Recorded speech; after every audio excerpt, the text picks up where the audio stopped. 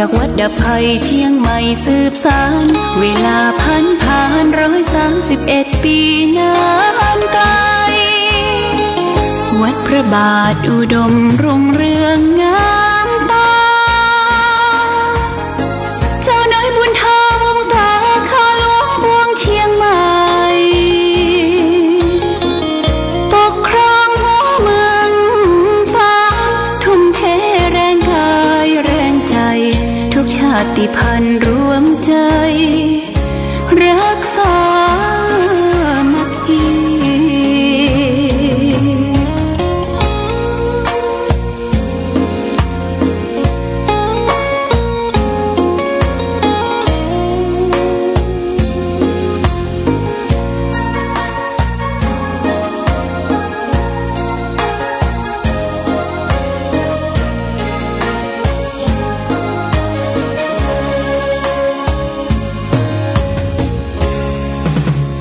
เป็นวัดร้างโบราณ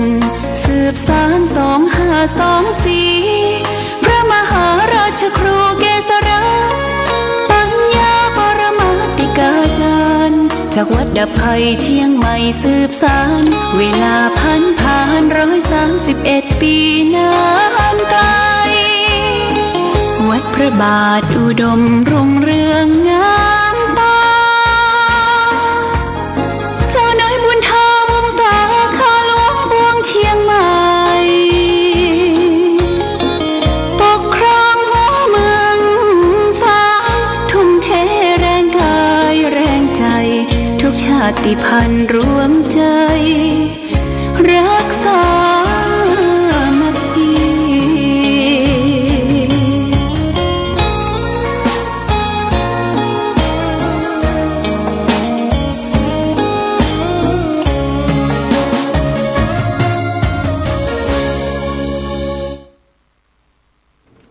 เจริญสุขศรัทธาสาธุชนญาติโยมท่านพุทธบริษัททั้งหลายวันนี้รายการธรรมประทีปส่องต่างก็ได้มาพบปะกับพ่อแม่พี่น้องศรัทธาสาธุชนญาติโยมแห่งครั้งหนึ่งวันนี้เป็นวันจันทร์ที่17เดือนมีนาคมพุทธศักราช2568 March 2025ตรงกับเดือน4ใต้เดือน6เหนือแรม4ค่ำปีมะเส็งงูเล็กวันนี้อากาศท้องถิ่นก็ยังครึ้มฟ้าครึ้มฝนตามที่กรมอุตุนิยมวิทยาบอกว่าวันที่16-17เนี่ยจะมีฟ้าฝนลมแรงเกิดขึ้นทางโซนภาคเหนือตอนบนเราก็ต้องเฝ้าระมัดระวังดูญาติโยมมันจะตกบ่ตกบางทีมันทำท่าจะตกก็มีลมพัดผ่านปาเอาก้อนเม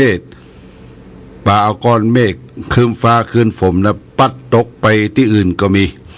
อันนี้ก็ต้องรอพอฟ้าฝนตกลงมาบ่เป็นอย่างญาติโยมข้อสำคัญว่าถ้ามันมีฟ้าผ่า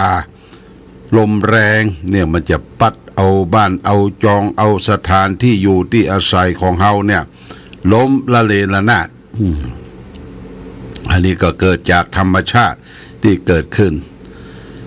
ธรรมชาตินี่มันมีอยู่ก่อนเฮาเกิดมาธรรมชาติในโลกเนี่ยมันจะมีธาตุดินน้ำลมไฟญาติโยมมาประจุมจุ่มนุมกันเป็นก้อนโลกมีบรรยากาศที่ถูกดินน้ำลมไฟครอบง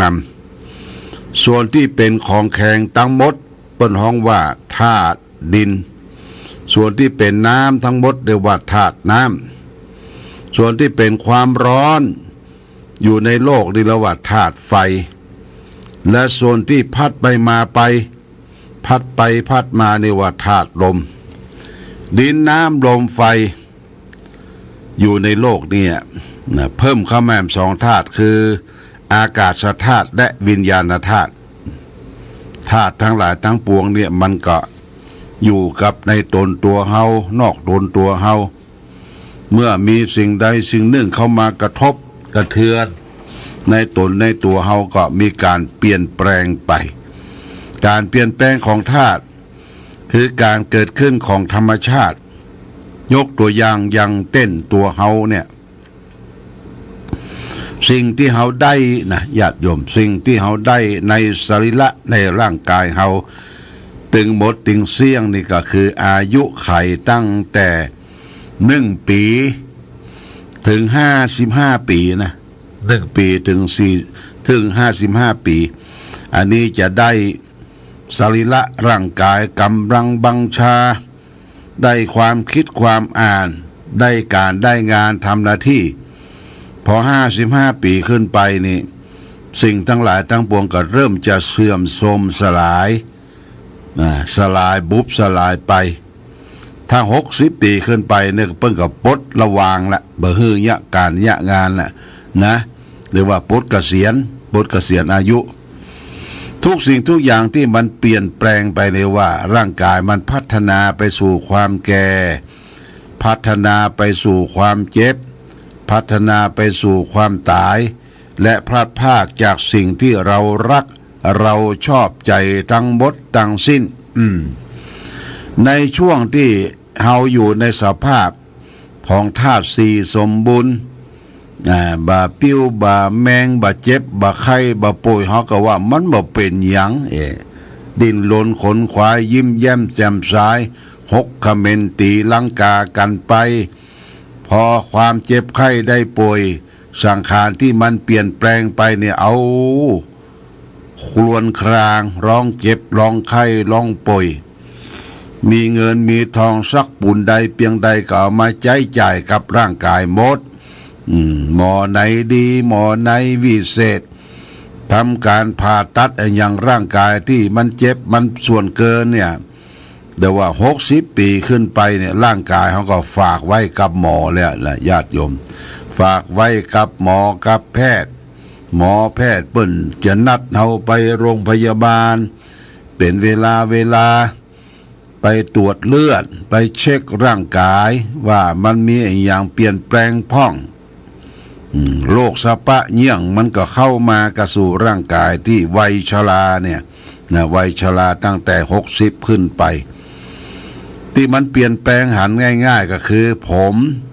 ที่เคยดำกับขาวตาที่เคยยาวกับสั้นเขี้ยวที่เคยมั่นกับคอนหนังเคยตึงก็ย่อนยานไปตามกาลและเวลาจะลุกก็โอยจะนั่งก็โอยเหมือนดอกไม้โรยบ่มีเกสรและญาติโยมมันเหมือนกันหมดเหมือนกันหมดบอกว่าคนยากคนจนคนมั่งคนมีคนบ้าใบสึ่งตึงควรลกควรแหลมคนฉลาดเป็นพ่อค้าเป็นหบดี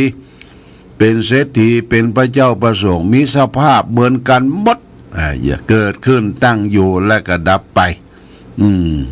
ถ้ายิ่งเขาไปศึกษาธรรมะเข้าใจธรรมะเนี่ยโอ้ว่าร่างกายเขาเนี่ยมันเปลี่ยนแปลงอยู่ตลอดเวลาอันยังของทุกสิ่งทุกอย่างก็บ่ใจของเฮาเป็นหอเฮือนเดือนดาวที่อยู่ที่อาศัยเป็นผัวเป็นเมียคนใจไม้สอยนี่โอ้เป็นของยืมใจทางนั้นนะยืมใจอยู่ได้ชั่วครั้งชั่วคราวอยู่ได้ชั่วครั้งชั่วคราว50-60 ปีมันก็จรลีจากเฮาไปบางคนนี่บ่เข้าใจญาติโยมพ่อตายแม่ตายลูกตายญาติตายเนี่ยให้หอนวอนตุกปดโตตาตุบยุบให้ใครให้เปิ้นปิกมาใครเปิ้นอยู่ตัวยญาติโยมมันเป็นไปบ่ได้มันเป็นเรื่องของธรรมชาติโรคภัยไข้เจ็บเนี่ยมาอยู่กับคนนะคนไหนนี่โรคภัยไข้เจ็บนักมีกรรมนักมันก็ไปก่อนไปก่อนคนอยู่ตั้งหลังก็ซ่อนก้อยไปเนี่ยเปิ้นว่ามนุษย์โลกเขาเหมือนกับไก่นะญาติโยมนะไก่ที่ถูกกลุ่มไก่ขังไว้กลุ่มไก่เปิ้นขังไว้นะไก่ในกลุ่มนะมีตึงไก่น้อยไก่เครื่องไก่โจนไก่ปูไก่แม่ แต่ไก่ทั้งหลายอยู่ในกลุ่มนะตำใส่กันบ่ได้เนอะตำใส่กันบ่ได้ซับตอดกันดีดกันไก่ใหญ่คมเหงไก่น้อยซับตอดไก่น้อยก็ทั้งที่ตัวเองอยู่ในกลุ่มเดียวกันจะตายเหมือนกันเนี่ยยังผิดล้อต่อเถียงยังทำร้ายซึ่งกันและกันเนี่ยญาติโยมเนี่ยหลักธรรมะในทางพระพุทธศาสนาพระสัมมาสัมพุทธเจ้าเปิ้นอุบัติเกิดขึ้นในโลกเนี่ยเปิ้นหันความเป็นอยู่ของมนุษย์โลกเนี่ยมันยังทะเลาะเบาะแว้งยังเบียดเบียนกันจึงบัญญัติเป็นศีลเป็นธรรมไว้อย่างศีล5เนี่ยเป็นศีลของโลกญาติโยมไม่ใช่ศีลของชาวพุทธนะเป็นศีลของโลกอาตมาเคยได้ไปอินโดนีเซียอินโดนีเซียนี่เปิ้นก่อนการมาเปิ้นก็จะมีการนับถือศาสนาพราหมณ์ฮินดูแล้วก็มีศาสนาพุทธเข้าไปเผยแพร่ที่บรมพุทโธแล้วก็เปิ้นจะมีเทปเปิดเอาไปในสถานีหรือไปที่สนามบินเปิ้นจะมีเปิดเพลงพุทธังสรณังคัจฉามิธัมมังสรณังคัจฉามิสังฆังสรณังคัจฉามิเปิ้นว่าขอให้ทุกคนในโลกอยู่ร่วมกันให้มีศีลมีธรรมโดยเฉพาะหลักธรรมศีล5ของมนุษย์โลกเขาเนี่ยบ่จำกัดจะเป็นศาสนาพุทธศาสนาในก็ได้ศาสนาพราหมณ์ฮินดูซิกอิสลามได้หมด1บ่ฆ่าสัตว์บ่เบียดเบียนกัน2บ่ระโมบโลภมากเบียดบังโลภเอาของคนอื่นมาเป็นของตน3บ่ประพฤติผิดในกามมาคุณรูปเสียงกลิ่นรสโผฏฐัพพะมีใจสัตย์ซื่อต่อการเป็นผัวเป็นเมียเป็นคู่เป็นกิมที่มันเดือดร้อนวุ่นวายกันตึงวันเนี่ยญาติโยมเพราะว่ามันผิดศีลข้อที่3ล่วงเกินมี1และไปแอม2มี1แอม2ขี่เฮียน้ำนองขี่2จั่งล่มน่ะทำเป็นตาเมียงไม้ต่อคนอื่นบางคนนี่เป็นเจ้าชู้เมียงไม้ต่อคนอื่นทำตัวเป็นอาเละต่อคนอื่นเนี่ยญาติโยมบ่เป็นปกติสุขผิดศีลข้อที่3ข้อที่4มุสาวาทพูดเท็จอู้กันบ่เป็นสัพพละวาจาเก็บกำเหนือกำใต้ข้อมูลบ่จริงก็มาอู้เนี่ยญาติโยมเปิ้นจะเกิดความหายนะความเสียหายบ่ฮู้ขอได้อู้ปากแจ้วันค่ำอันนี้ก็สำคัญนะปากเปิ้นแต่งไว้ปากเดียวนะญาติโยมตา2ตาหู2หูจมูก2หูแต่ปากนี่แปลงปากเดียวเนี่ยสำคัญเปิ้นว่ากัสสหับนี่เฮียนไว้เป็นคาถามาครบบ่เข้านะกัสสหับปากญาติโยมอันนี้กัสสหับไว้บ่มีมูลความจริงจะไปอู้จะไปสาธยายถ้าเปิ้นมาสืบมาเสาะมาถามว่าเขาอู้มานะก็อู้ไปนะกะโดอู้มาแล้วก็อู้ไปโหเป็นช่อง74รู้นี่เนาะผู้สื่อข่าวเนี่ยญาติโยมต้องระมัดระวังได้โอตตะภัยอันเกิดจากปากของเฮาเนี่ยมีสติมีสตางรอบรู้เปิ้นฮืออู้น้อยทำนักปฏิบัตินักอย่าไปอู้นักคนอู้นักอู้มากเนี่ยมีความผิดมากมิดนักกว่าคนที่บ่อู้นะญาติโยมข้อที่5นี่เพิ่นก็ห้ามเฮาอยู่ร่วมกันจะไปดื่มเหล้าเมายาจะไปทะเลาะเบาะแว้งกินเหล้าเมายาเป็นทานของความเสพติดถือโทษถือตาก็พิจารณาในญาติโยมนะถ้าเฮารักษาศีล5นี่เฮาบ่ต้องไปรับกับทุกเจ้าก็ได้เฮารู้ว่า1บ่ฆ่าสัตว์2บ่ลักทรัพย์3บ่ประพฤติผิดในกามมาคุณ4บ่กูอู้มุสาวาทพูดเท็จหลอกลวงสัพพะวาจากับคนอื่น5บ่ดื่มสุราและเมลัยอันเป็นเครื่องดองของเมาเป็นที่ตั้งแห่งความประมาทเวลาดื่มสุรามาแล้วขาดสติสตังชอบอู้เนี่ยชอบมุ่นเตี่ยมุ่นมาหาทุเจ้า อูจาตัวกรรมตุเจ้าตัวอย่างตัวนี่โอ้ขาดสติสตังสาบมันสาบกินสุราตึงญาติโยมนะบางทีก็ยุบไปเป็นตี้เนี่ยมันซ้อมตัวเก่านะมันซ้อมตัวเก่าแตะถ้ายุบไปบ่ฮู้เหนือละบ่ฮู้เหนือบ่ฮู้ใต้บ่ฮู้ว่าที่นั่นที่นอนมานอนโดยก็ยังมีนะเลียปากนี่ญาติโยมนี่ต้องระมัดระวังเฮาเป็นมนุษย์เป็นผู้มีจิตใจประเสริฐจิตใจสมบูรณ์ต้องรักษาความเป็นมนุษย์ไว้อันนี้ก็ต้องขออนุโมทนาญาติโยมที่ติดตามรายการและต่อไปนี้ก็ขออนุโมทนาเนอะที่ได้ร่วมทำบุญกับหลวงพ่อว่าจะไปทำบุญสืบชะตาอายุในวันเกิดวันที่22มีนาเนี่ยนะที่เชียงตุงก็มีผู้ร่วมบุญร่วมกุศลมานักหลายพอสมควรก็จะไปทอดผ้าป่าอยู่3วัดวัด1วัดหนองนวลวัดที่2วัดเชียงยืนวัดสมเด็จอาจยาธรรมวัดที่3วัดพระสิงห์ในเมืองเชียงตุงนะอันนี้ก็แจ้งญาติโยมท่านสาธุชนผู้ร่วมทำบุญมีหลวงพ่อพระครูวิธานธรรมโสพลเจ้าหน้าอำเภอแม่อาย1,000 บาทก็จะอ่านคละกันไปเนี่ยญาติโยมมีตึงชื่อตุเจ้าตึงคารวะญาติโยมคุณวัฒนาพรเจ๊แดงกิตติกูล3,000 บาทพ่อบุญธรรมสังคำฟันบ้านโป่งหนองเวียงป่าเป้า1,000 บาทคุณครูที่ลินรัตนดาวทิตะชัยบูรณ์ร่วมกับคณะชมรมผู้ปฏิบัติธรรมประจำวันเสาร์อันนี้รวมกันแล้วได้ 7,000 บาท 8,000 บาท 9,000 บาทนะนับไปแล้วนะพ่อหมออินทร์แม่จงดีเชื่อกันทา 1,500 บาทแม่มีพินชัยโยภาพบ้านปางปอย 1,000 บาทคณะศรัทธาบ้านหัวฝายตำบลม่อนปิ่น 1,420 บาทแม่มอมตันวงบ้านเหล่าปะกอยปะช้างละปู 1,000 บาทพระครูอดุลหลวงพ่อพระครูอดุลธรรมโสพิษที่ปรึกษาเจ้าคณะอำเภอฝาง 1,000 บาทหลวงพ่อพระราชกิติสุนทรท่านเจ้าคุณที่ปรึกษาเจ้าคณะภาค7 1,000 บาท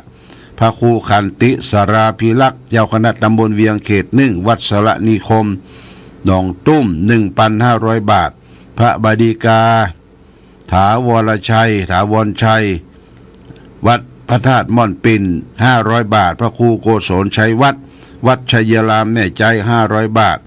พระครูวิจิตรกรรมโกศลรองเจ้าคณะอำเภอวัดหนองยาว 2,000 บาทพระครูรัตนะจันตะรังสีปากตางอ่างขาง 1,000 บาทและก็พระครูสุมนสังวรกิจพระครูสมมูลสังวกิน3อันนี้วัดห้วยโจ้เนี่ยวัดห้วยโจ้ 3,000 บาทโมทนาสาธุแล้วก็ติดตามมาโดยหลวงพ่อพระครูจิตราการวัดอุดมมงคลแม่ขา 1,000 บาทพระครูวิบูลย์สุวัฒนาพรรองเจ้าคณะอำเภอวัดศรีดอนชัย 2,000 บาทพระมหาสิริชินชัยวัดโบราณสันปะยางแม่ขา 3,000 บาทแม่คำลาอินตา500 บาทแม่พันปวนที่มาดองทานชบการ100 บาทพระครูบดีกาวิชัยปิยะศรีโลวัดปทุมวาส 1,000 บาทคุณปราณีปัญโยเชียงใหม่ 2,000 บาทพระครูวรวงศ์วิเชียรบริจาคเงินไทย 1,000 บาทเงินจัด 1,000 บาทวัดธรรมิกวาสป่าบงป่าไผ่มุทนาสาธุกับทุกท่านเลยมุทนาสาธุกับทุกท่านที่จะได้ร่วมบุญร่วมกุศลเฉลิมฉลองสืบตาจาที่เมืองเชียงตุงวันที่22นะ22เดินทางวันที่21วันศุกร์22วันเสาร์นี่วันเกิดวันที่23ก็จะกลับละไปวันศุกร์กับวันติดแจ้งญาติโยมท่านสาธุชนทั้งหลายวันณโอกาสนี้และมองขอโมทนากับคุณกนกพิษชัยนาวันนี้ตอนบ่ายเพิ่นจะมาหาแล้วก็จะมาบริจาคให้หอม ขอโมทนาล่วงหน้ามาในโอกาสนี้เอาละวันนี้รายการธรรมประทีปส่องต่างได้มาพบญาติโยมท่านสาธุชนทั้งหลายก็พอสมควรแก่กาลเวลาขอความผาสุขความมีธรรมจงมีแก่ศรัทธาสาธุชนญาติโยมทุกท่านรายการธรรมประทีปส่องทางขอลาก่อนขอผู้ฟังจงตั้งมั่นจิตหันษาด้วยธรรมะขององค์พระพุทธาได้นำพาให้เกิดความสุขสงบเย็นขอเจริญพร